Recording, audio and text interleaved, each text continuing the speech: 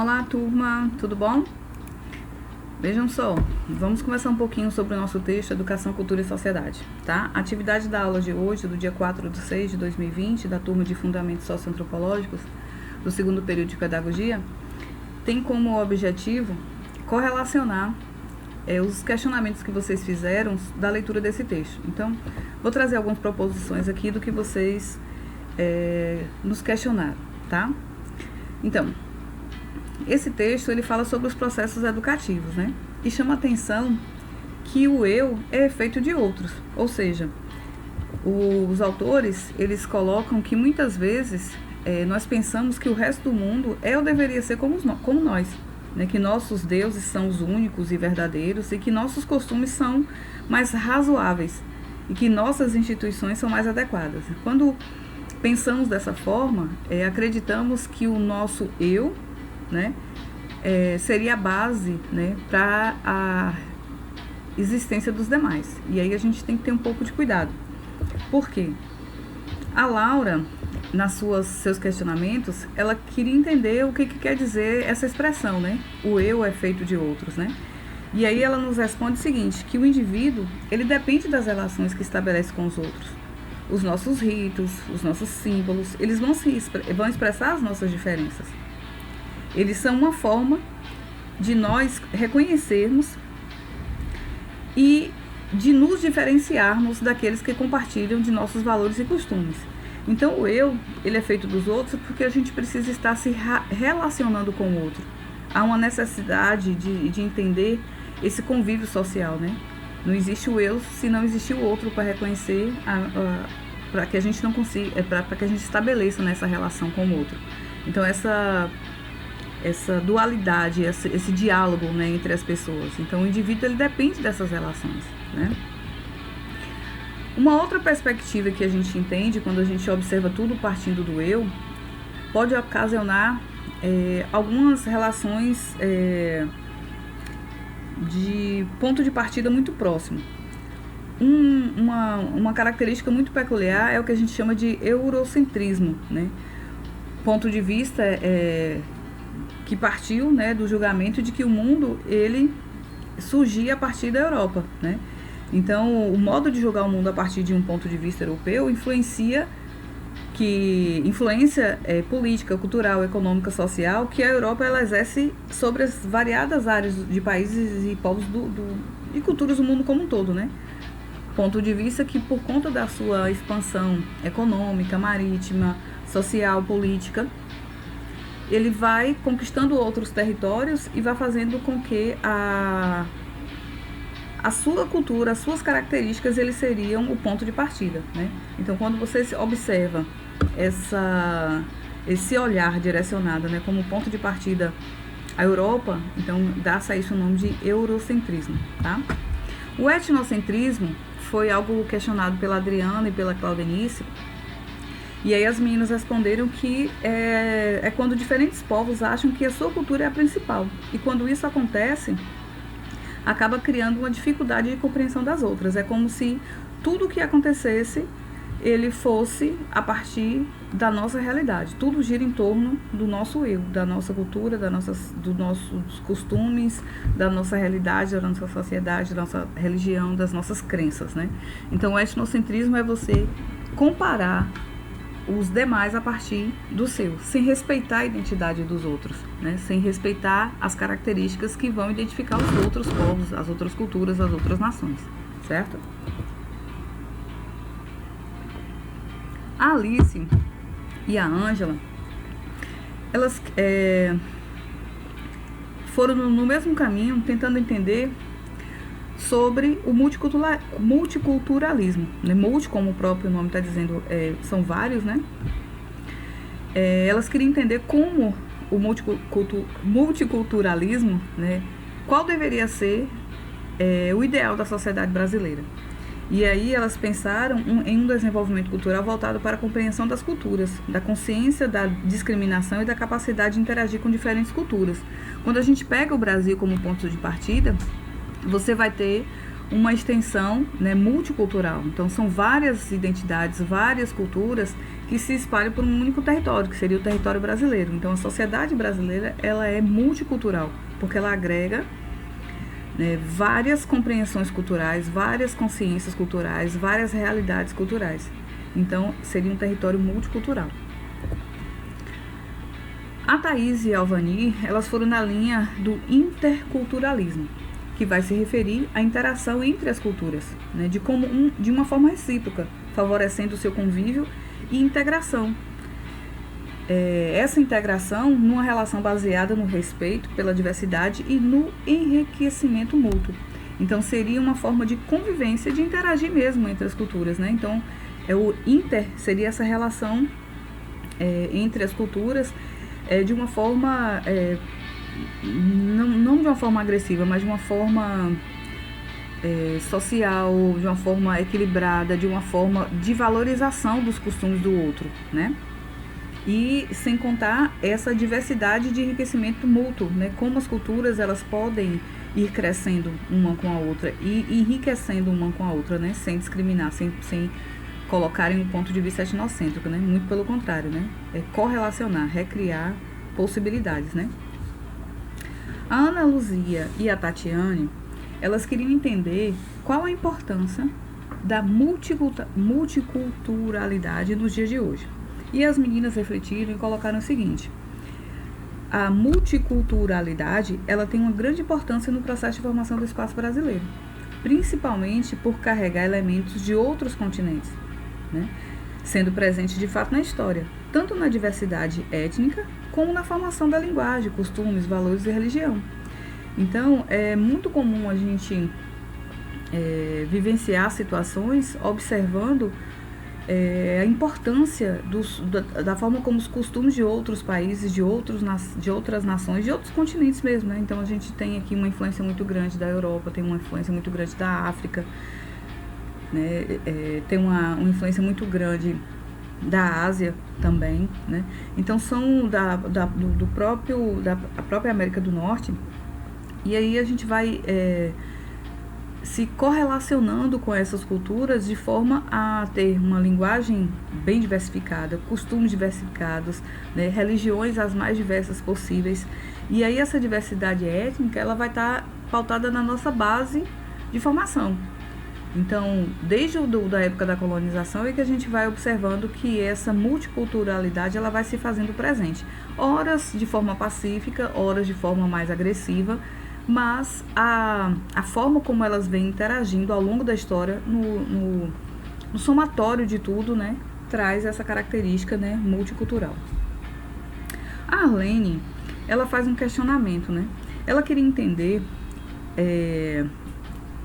por exemplo, o questionamento dela se coloca-se da seguinte forma: na escola, aquilo que é selecionado como relevante é necessário os estudantes deriva de recorte de conteúdos diversos, feitos por profissionais do ensino e distribuídos nas disciplinas que compõem o currículo. Sobre os conteúdos, o que está sendo escolhido e repassado aos alunos condiz com a realidade deles? Então, trazendo, né, para a perspectiva da cultura, eu entendo que a Arlene ela se questiona se as questões que a gente vivencia relacionadas à cultura, ao multiculturalismo, o interculturalismo, se a escola ela está simplesmente fazendo recortes, né, ou se ela está vivenciando isso na prática. E aí ela responde pautada em um argumento que ela traz da seguinte maneira: ela diz que não, né, que infelizmente a escola ela não está fazendo essa inter-relação, essa conexão, e coloca que a BNCC ela tem como objetivo garantir aos estudantes o direito de aprender um conjunto fundamental de conhecimentos e habilidades comuns, independente de qual região do Brasil ela esteja. Mas ela também diz que precisamos adaptar os conteúdos à realidade do aluno. Então, nessa perspectiva, por exemplo, é importante a gente estudar a cultura do Brasil como um todo, a cultura dos países como um todo, mas é interessante também a criança, as nossas crianças, os nossos alunos, eles conhecerem a realidade local, né? A cultura local. Na realidade, isso não acontece, só é preciso observar nos livros didáticos. E é algo mais real na nossa cidade. A disciplina, por exemplo, História do Penedo, né? Ela traz um exemplo, né? Onde não existe material adequado para se trabalhar com as crianças da educação fundamental, do ensino fundamental. Então há necessidade também, e a escola ela tem essa autonomia de criar esses mecanismos, né? Então a perspectiva de se estudar a cultura local, a história local, os costumes, as tradições, isso é extremamente relevante. E aí essa necessidade dos professores fazerem esses questionamentos e essa reflexão, ele é extremamente pertinente. Então cabe aí também ao professor, à escola, né, repensar essas questões, e ela tem autonomia para fazer isso, né? A Poliana, a Cícera e a Maria Fátima, elas trazem 5 acepções diferentes do termo cultura. Então elas mostram, né, que, segundo os autores, ela está dividida em cultura tradicional, cultura descritiva, cultura identitária, cultura universalista e cultura filosófica. Na sequência, as meninas, a Rosiane, a Geisiane e a Eliana, elas vão caracterizar cada uma dessas concepções de cultura, né? A tradicional seria considerado como um conjunto das disposições e qualidades do espírito cultivado. Mas o que seria esse espírito cultivado, né? Ele vai dizer respeito ao conjunto de conhecimentos e competências diversas. Então, vale dizer que é uma concepção individualista. Ela é elitista, né? Por quê? Porque ela vai colocar que a cultura tradicional seria aquela em que o indivíduo ele seria um indivíduo erudito, enciclopédico, né? Ele teria uma formação da melhor educação, filosófica, científica, humanista, né? É muito comum dizer na cultura tradicional que o indivíduo ele é culto, né? Isso significa que ele cultivou o espírito, né? Que ele acumulou um vasto conjunto de conhecimentos, né? Ao contrário do indivíduo culto, é o sujeito rude, isto é, rudimentar, primitivo, capenga, né? Que não teve esse cuidado ou esse zelo de fazer esse cultivo do espírito. Essa é uma visão da cultura tradicional, certo? Não estamos julgando se é correto ou se é errado. A gente está entendendo como, ao longo da história, essas concepções elas foram se materializando, né? Então, a primeira delas seria a acepção tradicional. As meninas ainda colocam a cultura descritiva, que ela vai ser desenvolvida pelas ciências sociais, né? As ciências contemporâneas, né, como a sociologia e a antropologia, e nesse caso a cultura ela vai ser considerada como um conjunto dos traços característicos do modo de vida de uma sociedade, de uma comunidade ou de um grupo, né, aí compreendido com os aspectos que podem se considerar como os mais cotidianos, os mais triviais, né, os mais inconfessáveis. É o cotidiano, é o dia a dia daquela comunidade, né? Então pense aí, por exemplo, nos traços como o modo de vida, né, de um povo, como a comunidade ela vivencia o seu dia a dia, como ela materializa as suas relações sociais, econômicas, políticas, religiosas de forma identitária, né? Então você vai somente descrever essas relações. Então por isso ela é chamada também de cultura descritiva, né? Então você vai relatar, né? A terceira acepção de cultura seria a identitária, que entende a cultura como um patrimônio de conhecimentos e competências, de instituições de valores e símbolos, né, constituído ao longo de gerações e característico de uma comunidade humana particular. Como é o patrimônio de conhecimentos e competências da sua comunidade, por exemplo, né? Qual foi o passado da geração? Como é que as pessoas que vivenciam a sua história, o seu lugar, as suas tradições, né? Quem são os responsáveis pela reprodução desse patrimônio, né? Quem são os mediadores, né? Por exemplo, os quilombolas podem ser chamados de identitários, né? Os indígenas podem ser chamados de identitários. Então, como é que a gente pode entender esse patrimônio de conhecimentos? Então, necessariamente, quando a gente fala em patrimônio de conhecimento, a gente está falando de valoração, de símbolos, né? Que vão sendo constituídos ao longo das gerações, né? E vai constituindo a identidade, né, de uma determinada comunidade, tá? A Eliane, ela vai enfatizar a acepção cultural sobre a universalista, a unitária, né? Que se refere à ideia de que o essencial daquilo que a educação transmite, ou que deveria transmitir, Então, sempre por toda parte transcende necessariamente as fronteiras entre os grupos humanos e os particularismos mentais, né? Advém de uma memória comum, de um destino comum de toda a humanidade, né? Pense bem, nós vivemos no Brasil, em Minas Gerais, né? Temos aquilo que nos distingue como brasileiros mineiros, é claro. Diferente, por exemplo, dos brasileiros baianos ou dos brasileiros alagoanos, né? A nossa memória comum, ela vai além das fronteiras do estado, né? Nós somos brasileiros, apesar de termos identidades relacionadas ao nosso estado, à nossa cidade, à nossa comunidade, e aí vai, certo? Então, por exemplo, ela cita ainda nessa cultura algumas identidades relacionadas às questões religiosas. Então, a civilização judaico-cristã, o budismo, o hinduísmo, né?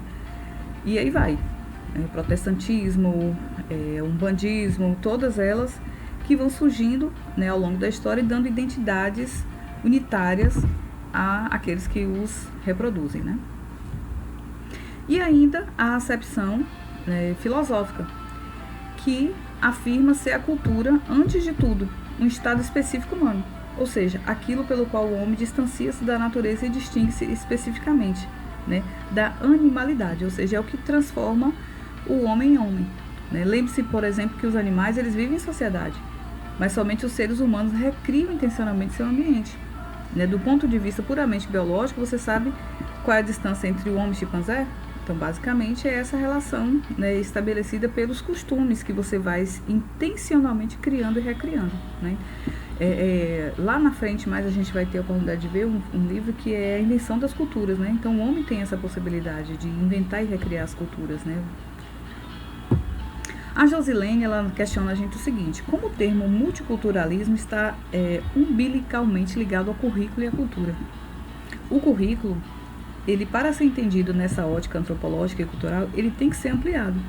Ele tem que ser entendido como cultura, como prática social que produz significados, que contribui para a construção de identidades. Ele constrói políticas de identidade. Então, o currículo, como a Arlene chamou lá atrás, a atenção, ele não pode ser engessado, ele não pode fazer recortes estáticos, né, sem vivenciar o cotidiano dos lugares e das pessoas. Então, há necessidade de se construir essas políticas de identidades, né? Então, o currículo ele tem que ter essa flexibilidade cultural, essa flexibilidade antropológica, né? A Marcdélia, ela pergunta o seguinte: a cultura é transmitida geneticamente?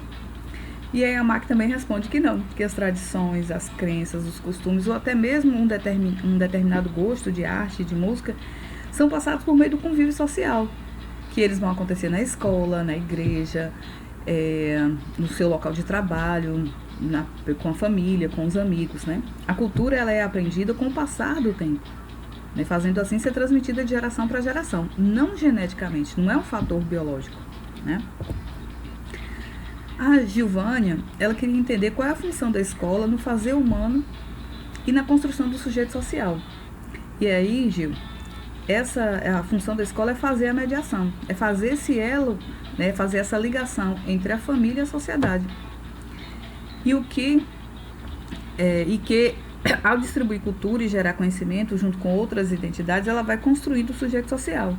Então, o nosso papel enquanto escola é justamente fazer essa relação, entender, valorizar, observar, dar voz, materializar através, né, dos relatos, das construções, né, da valorização da cultura. Então, a função da escola é extremamente importante nesse processo de mediação. A Jocássia, ela coloca o seguinte: o trabalho educativo em qualquer lugar onde ele é realizado, sob quaisquer condições, diz respeito a uma seleção feita pelos educadores. Quem são esses educadores? Né? Os pais, os pregadores, os professores. Daqueles bens culturais que eles julgam necessário ou interessante a passar às novas gerações. De que maneira você definiria esse conceito? E aí ela coloca o seguinte, ela se posiciona da seguinte forma. Ela coloca que, claro que isso não se dá de forma espontânea.